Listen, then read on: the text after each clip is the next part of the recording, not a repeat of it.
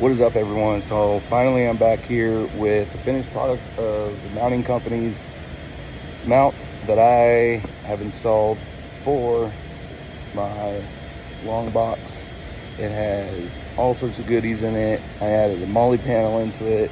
I also made some corrections and some modifications that I needed to get this thing mounted up here. The owner reached out. He saw my last video. He reached out and gave me a heads up that I had put some bolts in incorrectly, so we'll be going over that and we'll be going over everything that I did to get this thing mounted up here. It is sturdy, it is good to go.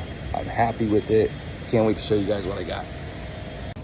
All right, guys, so as you can see, I went with the mounting company's XL mount for my long box that I have here. It has all sorts of goodies in there.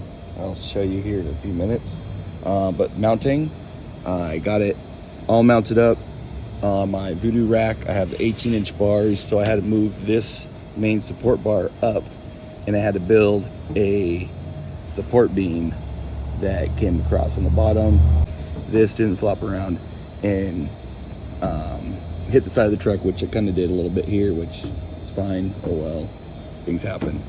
So here all I did was grab a stick of angle iron from Home Depot. You can see it a little bit better. So just a piece of angle iron, and then I coated it with just the rattle can bed liner spray. I also notched the back end of it and added in a bolt where it's mounted through my bar right here. I also finished it off with some JB Weld, which I went off-roading and had no problem. No brakes, nothing. It held up just fine. So yeah, that worked out great. So next, here's the case that I'm using. It's just the case from Harbor Freight. I have in here a molly panel with a bunch of stuff mounted up in here. Behind here is the actual back plate. I originally had the bolts facing the opposite direction. So like I said, the owner called me, let me know, hey, those need to be flipped around, which I did. And I also, for some reason, had the gasket on the outside. I was probably very hot that day and wasn't paying attention. So yes, the gasket goes on the inside, as you can see right back in there. So just make sure you're getting those on there correctly so you get everything nice and sealed up. So yeah, that's the inside of the case, and let's go ahead and throw it on here and I'll show you how it mounts up. All right, guys, so I'm gonna throw my case up here. I'm gonna show you how it mounts up.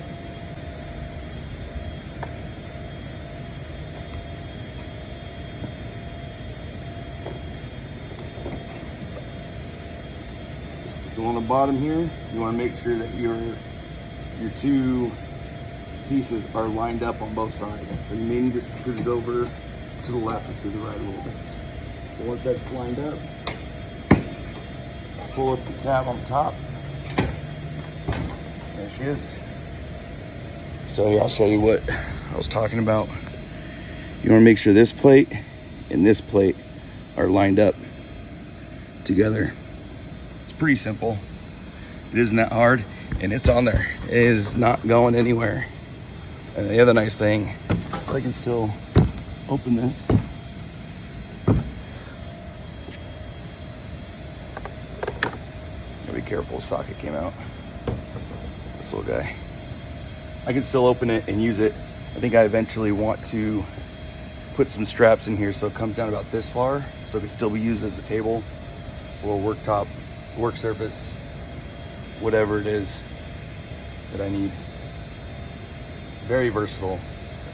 Awesome piece, awesome quality. I did Monachi Meadows over the weekend that the tropical storm came through. Had zero problems with it, no leaks, didn't come off. It was a 5-hour trip there and a 5-hour trip back, highway, off-roading, and this thing did great.